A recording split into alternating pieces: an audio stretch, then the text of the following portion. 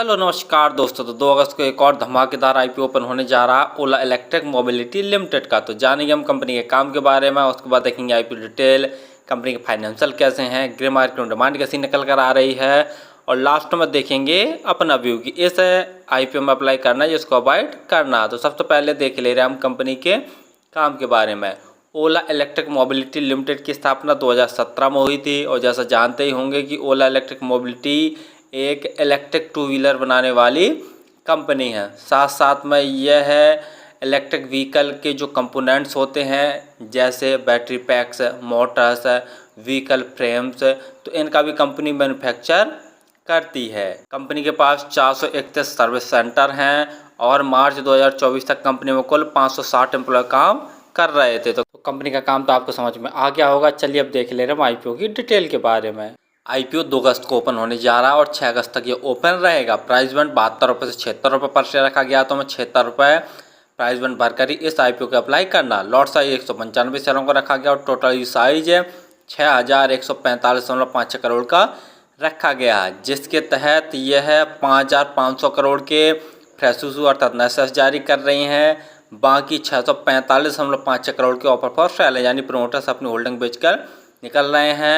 और एम्प्लॉय के लिए 7 रुपये पर शेयर डिस्काउंट भी रखा गया है। अलॉटमेंट 7 अगस्त को आपको पता चल जाएगा। यदि आपका आईपीओ अलॉट नहीं होता तो 8 अगस्त तक आपके पैसे रिफंड वापस आपके अकाउंट में आ जाएंगे। लिस्टिंग डेट 9 अगस्त रखी गई है। रिजर्वेशन में जैसा देख रहे हैं क्यूआईबी के लिए 75% का रिजर्वेशन, रिटेल भाइयों के लिए 10% का, और जो चेन्नई कैटेगरी में अप्लाई करना चाहते हैं उनके लिए 15% का रिजर्वेशन रखा गया है। जैसे यहाँ देख रहे हैं रिटेल कैटेगरी सिर्फ 10% का रिजर्वेशन इसलिए रखा गया है क्योंकि अभी तक कंपनी प्रॉफिट मेकिंग नहीं बन पाई है, लॉस ही जनरेट कर रही है। रिटेल कैटेगरी में यदि आप एक लॉट अप्लाई करते हैं तो आपको 14,820 रुपये खर्च करने पड़ेंगे। रिटेल कैटेगरी में मैक्सिमम 13 ही लॉट अप्लाई किए जा सकते हैं। यदि स्मॉल चेन्नई कैटेगरी में अप्लाई करना चाहते हैं तो कम से कम 14 लॉट अप्लाई करने पड़ेंगे, जिसके लिए आपको 2,07,480 रुपये खर्च करने पड़ेंगे। बिग चेन्नई कैटेगरी में अप्लाई करने के लिए कम से कम आपको 68 लॉट अप्लाई करने पड़ेंगे, जिसके लिए आपको 10,07,760 रुपये खर्च करने पड़ेंगे। बाकी जैसा देख रहे हैं कि ROE दोनों नेगेटिव में ही, यानी दिया ही नहीं गया है, और PE भी नेगेटिव है। आगे फाइनेंशियल जैसा देख रहे हैं ऑल अमाउंट सभी के सभी हमारे करोड़ में दिए हुए हैं। तो कंपनी के एसेट्स साल दर साल लगातार बढ़ रहे हैं। रेवेन्यू मार्च 2021 में 106 करोड़ का था, जो कि बढ़कर मार्च 2022 में कंपनी का रेवेन्यू 456 करोड़ का हो गया। मार्च 2023 में कंपनी का रेवेन्यू बढ़कर 2,782 करोड़ का, और मार्च 2024 में देखते हैं तो कंपनी ने 5,243 करोड़ का नेट रेवेन्यू जनरेट कर लिया। रेवेन्यू में तो देखते हैं साल दर साल ज़बरदस्त ग्रोथ देखने को मिल रहा है, लेकिन प्रॉफिट आफ्टर टैक्स में जैसा देख रहे हैं तो अभी तक कंपनी प्रॉफिट मेकिंग नहीं बन पाई और लॉस ही जनरेट किया है। जैसा देख रहे हैं मार्च 2021 में कंपनी ने 199 करोड़ का नेट लॉस जनरेट किया था। उसके बाद इनका लॉस बढ़कर मार्च 2024 में 1,584 करोड़ का हो गया है। यानी रेवेन्यू में तो ग्रोथ देखने को मिल रही है, लेकिन प्रॉफिट नहीं कंपनी जनरेट कर पा रही है। नेटवर्थ वही बढ़ रहा है। रिजर्व कंपनी का मार्च 2021 में देखते हैं तो पॉजिटिव था 1,999 करोड़ का, प्लस में कंपनी के पास रिजर्व, तो अभी देख ले रहे हैं तो रिजर्व भी निगेटिव में। बोरिंग कंपनी के ऊपर मार्च 2021 में 38 करोड़ की थी, जो कि बढ़कर मार्च 2024 में 2,389 करोड़ की हो गई है। यानी रिजर्व भी निगेटिव, कंपनी के ऊपर बोरिंग भी काफ़ी ज़्यादा बढ़ गई और प्रॉफिट मेकिंग नहीं है। यानी जैसा देख रहे हैं तो फाइनेंशियल तो बहुत वीक है कंपनी के।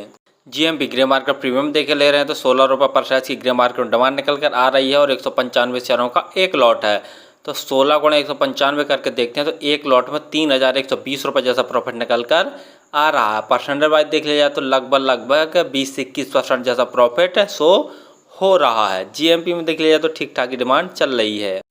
फाइनली हमने देखा कि ओला इलेक्ट्रिक मोबिलिटी एक electric two wheeler manufacturer company है। साथ साथ में जैसा बता ही दिया है कि यह अदर इलेक्ट्रिक व्हीकल्स के जो कंपोनेंट्स होते हैं जैसे battery PACS, Motors and vehicle frames, तो इनका भी कंपनी साथ साथ में मैन्युफैक्चर करती है। तो कंपनी का काम तो ठीक ठाक, डिमांडिंग वाला, फ्यूचर ग्रोथ वाला। दूसरा देख ले रहे कंपनी के फाइनेंशियल में जैसा देख रहे हैं कि कंपनी के रेवेन्यू में साल दर साल काफ़ी अच्छी ग्रोथ देखने को मिल रही है, लेकिन प्रॉफिट में जैसा देख रहे हैं तो अभी तक कंपनी प्रॉफिट जनरेट नहीं कर पाई है, लॉस ही जनरेट कर रही है, और साल दर साल इसका लॉस भी बढ़ता ही जा रहा है। रिजर्व भी निगेटिव में है, और बोरिंग भी देखते हैं तो कंपनी के ऊपर काफ़ी ज़्यादा है। यानी ये मान सकते हैं कि कंपनी की जो फाइनेंशियल है बहुत पुअर हैं, और बाकी ROE, ROC, PE सारी की सारी चीज़ें नेगेटिव में हैं। तो तो आने वाले समय में हो सकता है कि ये कंपनी प्रॉफिट जनरेट करे, क्योंकि इसका जो काम है वो डिमांडिंग वाला, फ्यूचर ग्रोथ वाला। जीएमपी में भी बहुत कम ही डिमांड चल रही है, जैसा देख रहे हैं लगभग 20-21% जैसा प्रॉफिट निकल कर आ रहा है। तो फिलहाल तो मेरे हिसाब से यदि आप लिस्टिंग गेन के लिए आप इस आईपीओ को अप्लाई करना चाहते हैं तो लास्ट डे ही अप्लाई करें। 2 चीज़ें ज़रूर देख लें कि इसकी जो ग्रे मार्केट में डिमांड है वो 15-20% से कम नहीं होनी चाहिए, और जो टोटल सब्सक्रिप्शन है वो लगभग 30% से ज़्यादा हो जाए तो प्रॉफिट होने के चांसेस ज़्यादा रहेंगे। और फिर भी किसी आईपीओ या सेमी आईपीओ में अप्लाई करें तो स्वयं का एनालिसिस करके स्वयं के रिस्क पर ही किया करें। धन्यवाद।